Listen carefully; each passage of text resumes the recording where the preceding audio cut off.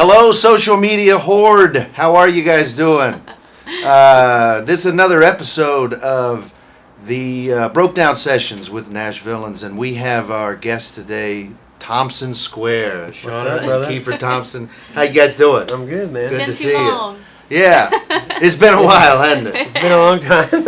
Well, as you know, we like to have artists and songwriters come in, and we asked them to come in here because I got an opportunity and a pleasure to write with these two people in 2011, something like that, when you guys were doing your first record on 2010 10 or 11, probably. yeah. I was trying to fudge it a little bit, not go back so far. Yeah. It's all But anyway, I was at a publishing company at a time, and they put us together, and we wrote a song called "Getaway Car," and so we're gonna play that a little for you guys a little later. But before we get to that, I wanted to talk about it a little bit. And do you guys remember where that idea came from? I think it was tossed out by you guys, wasn't it? I think it was yeah, Shauna. it was one of those I had written, and Yeah. my list of Give ideas. Shauna the credit on that one.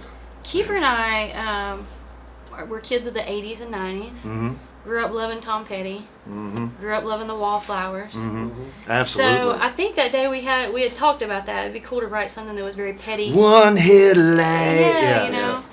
The Bonnie and Clyde kind of motif that kind of went around the whole thing, and yeah, I mean, it's been so long ago, I can't remember. I know, but it's coming back to me as you talk about it. But man, that song was it's one of our favorites we've ever recorded, and like we were talking a little bit earlier about the content. So those first two big tours that we were on, that we had the 18 video screens, and we had this amazing content. Right. That Getaway Car, and it was so cool, man.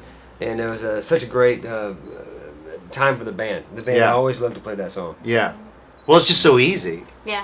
I mean, it's just straight down the middle. It's only got 4 chords, if that. It's my favorite kind of song. I did hear a story though. I think Julie was telling me about it. She was the one that put Julie Newton, and she was the one that put us together. Actually, I think where it happened was we had played for CMA Fest down in front of Bridgestone. Okay. That was our first time to perform at CMA Fest as Thompson Square. Yeah. And during the show, we introduced it and we said something about Tom Petty, and then to the Kenny crowd. was there.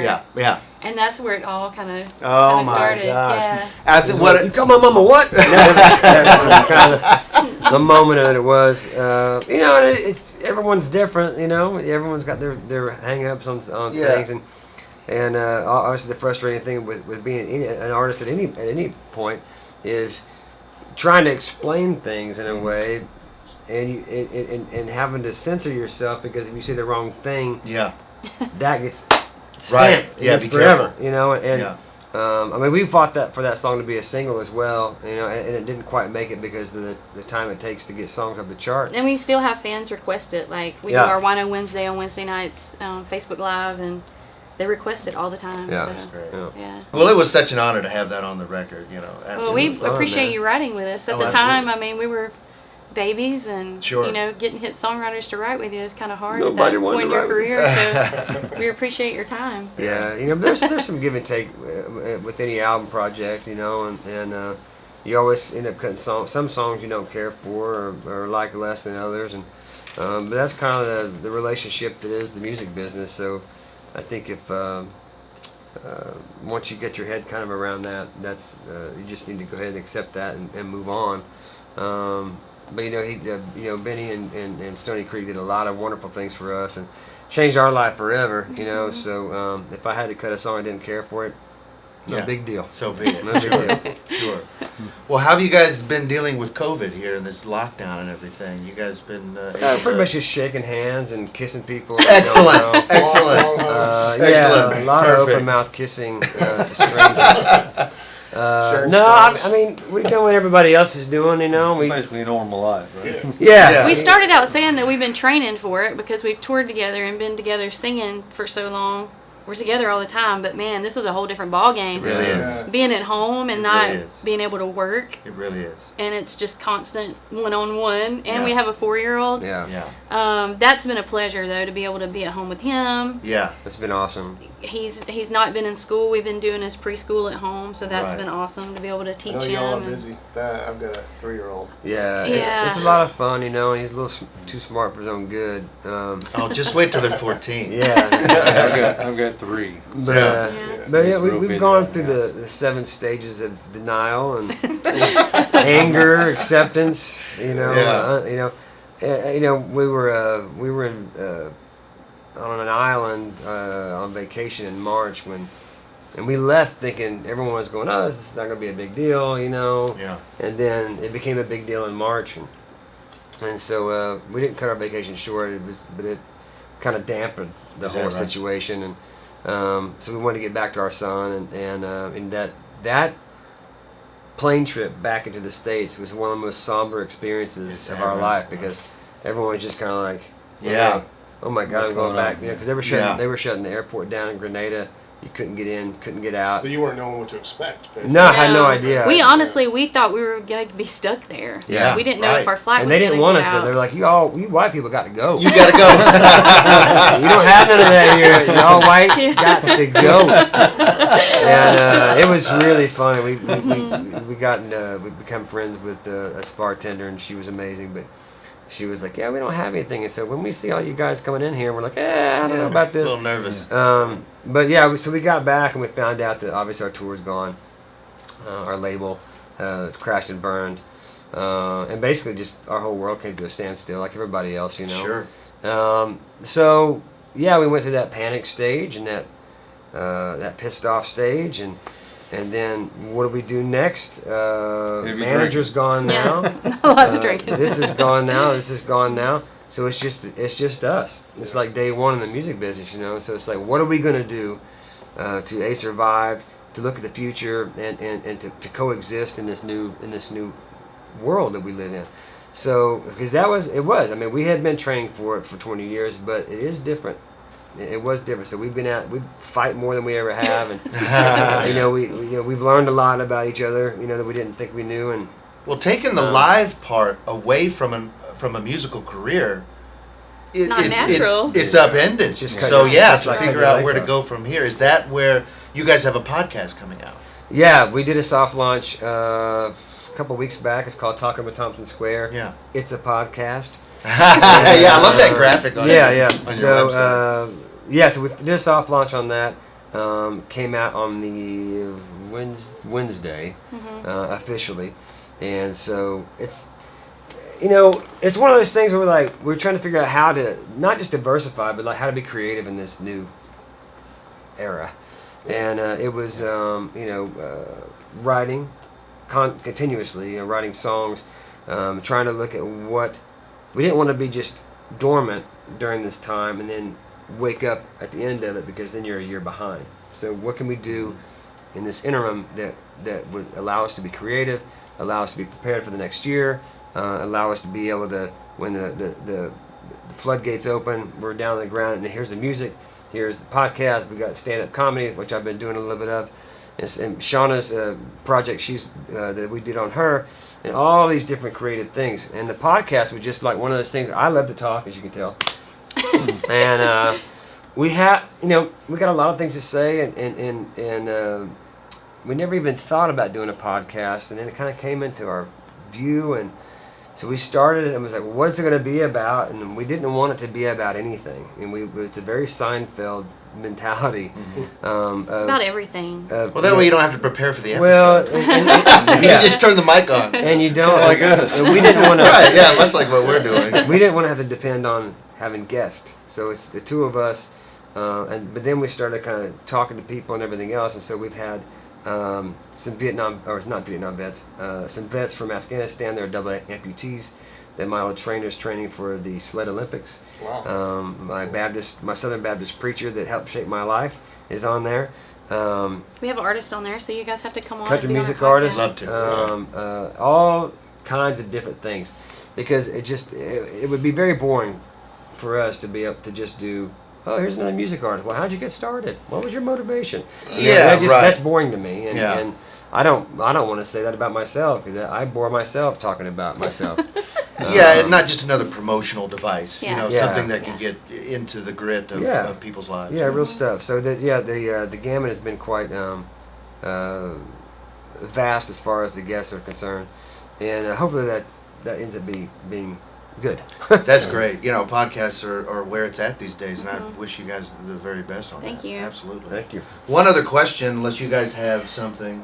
Yeah, actually, I wanted to find out, like, when you guys met at a singing competition? Well, that's where I was going to go. Yeah. Yeah. I was reading that. That's awesome. Yeah, just tell us about how you guys met. There used to be this place over near Opryland called the Nashville Nightlife, and like on Wednesday nights, I think it was Wednesdays, they would have this contest where you could sing with a live band.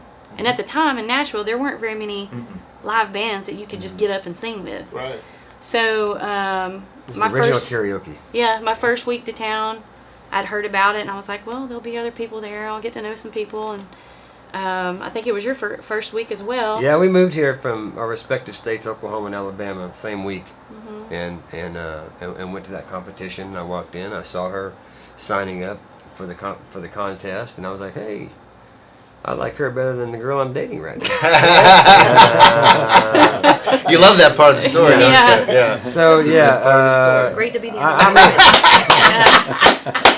so I kind of cut ties with my girlfriend basically before I even knew Shauna's last name. And I knew there was something here, and so I went up, I approached her and talked to her, and had my cowboy hat, big belt buckle on, you know. fresh out of Oklahoma. And I was, The southern shuck and jive. Yeah, I still smell like cow crap when I walked in, and yeah, we hit it off that night, and you know, we just never had been apart, and it's we've been together 23 years, been married 21, and the singing together thing really didn't happen until what, 3 years we into. had dated for 3 years, Yeah. married for 3 years, and then we decided that we didn't want to be apart anymore because I got hired to do I was playing guitar for an opening act on the George Strait tour, and so we were out, 30 days, and it's like 25,000 people a night, and I'd come home and I said, man, this was an awesome experience, and she's like, Yeah, great. yeah. So I was like, this isn't gonna work. So we kind of pulled up. We had a few deals along the way that came into our life and went out of our life just as fast, and we were just like, listen, we're gonna just live and die by this sword. We want to be married foremost, But it had to have been a nervous and scary proposition to come together. You both had careers that you were working on independently, and the fear obviously is that, well, if we don't work out as a couple and we do work out as an artist, how is that going to work? Yeah. I mean, surely that. Yeah, just Well, making the decision to be who you want to be and who you are, I think is the hardest thing for any artist. Yeah. To go, this is my flag and this is who we're going to be, and that was a very difficult thing for us. No, I remember to sitting down decide. at the kitchen table and we're like, we're doing this or we're not doing this. We're doing Thompson Square. Yeah. That's Yeah. going to be Because the we gig. had people approach us afterwards with, hey, Keith, we want you to produce and write the songs. We want Shauna to be in an all-girl group, and we're like, no. And But that's hard to say no when someone's going, here's a little something. Yeah. Right. And you're like, no, we're not doing that, and we kind of stuck to our guns, and we had one show left at 3rd and Lindsley, and our manager found us on MySpace. He was looking for MySpace. I was like, Yeah. wow, that's a he was looking for a Yeah, the past, right. right? Circa. yeah, he was looking Giving for our age away. I know. I was about to say. You need to be careful. MySpace is still out there, by the way. I What saw was the the guy's count. name that was on everybody's page? Oh, Tom. Pete. When- Tom. Tom, yeah. Tom, in the white T-shirt. Yeah. I remember that. Yeah. But that very first conversation, hey, do you want to sing with me? Was that an easy conversation to have between the two of you? Yeah. Kiefer Good, had gigs down like on Broadway. I didn't playing want down to on do it, of Broadway. course. And I remember getting up. I sat in with the band, and at the time, Don Goodman, massive songwriter here in Yeah, Nashville, yeah. he was Dear there. friend, dear friend. And at the end of the night, he approached us and he was like, Kiefer, you're amazing. Shauna, you're amazing. But man, when you guys sing together, Yeah, so it there's happened something organically, and there special really there. wasn't a conversation. That's Yeah, I great. think someone So- really. I think someone. It took kinda- somebody else seeing it Yeah. before we I did. think they opened our eyes, and then Steve Missamore, who plays drums for Dirks, Yeah. was another one. We went down there, and he was playing drums on Broadway, and we got up and sang, and we got done singing. We got off, walked down the street. Steve puts his sticks down and runs out, and runs us down. And goes, "What are you guys doing?" And he's Yeah. like, "I want to see if I can help you." And so we cut a few sides with Steve, and nothing ever came of it, but except a great friendship. So we looked at each other and we're like, "There's something here that we don't know," because we sang together all the time. Yeah.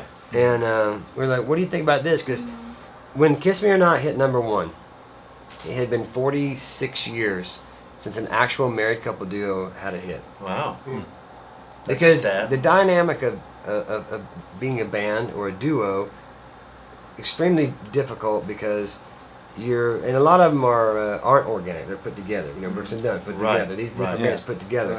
Right. This can be very difficult to do. You got a lot of ego there, and who's the lead singer, and the guitar player's getting all the girls, or what, all these things, And Who's the eye candy? Right. Yeah. So that would be me. And so with us, it was like we had come together. We were put together by fate. Yeah. It sounds like it And- because you said you both moved to town the same, Same week. Yeah. Oh yeah. Showed up the same. No, place I that week, do and believe that God he put us was drawn together right to you for a it's reason. Yeah.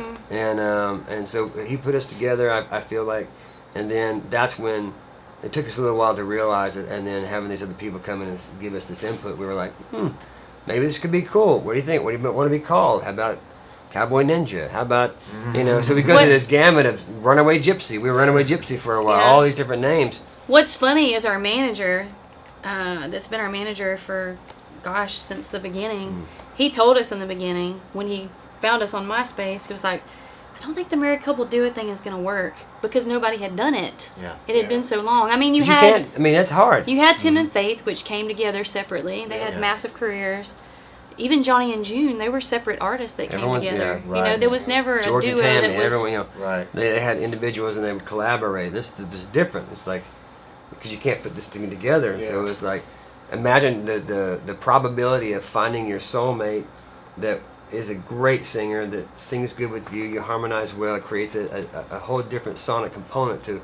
It's bigger than the sum of both its parts. And it's astronomically rare. Yeah. You know? Yeah. Yeah. Extremely unique. Yeah, Of course. And most people fall by the wayside and get divorced or whatever else because it's hard. It's Yeah. hard to coexist with somebody on a bus for months and months and months, well now years on end. And now we don't know how to be apart. We don't know how to be alone. Terrible alone. It's really strange. We always got to We're- have people around, Yeah. But yeah, it's kind of a weird dynamic for sure. But it's definitely a marriage as well, and it comes with all the problems and the fights and all that crap. We absolutely appreciate you being here, and Yeah. thank you for doing this with us. So we're gonna break here and do the song now. But thank you guys for tuning in and joining us for the Broke Down Sessions with the Nashvillains and Thompson Square.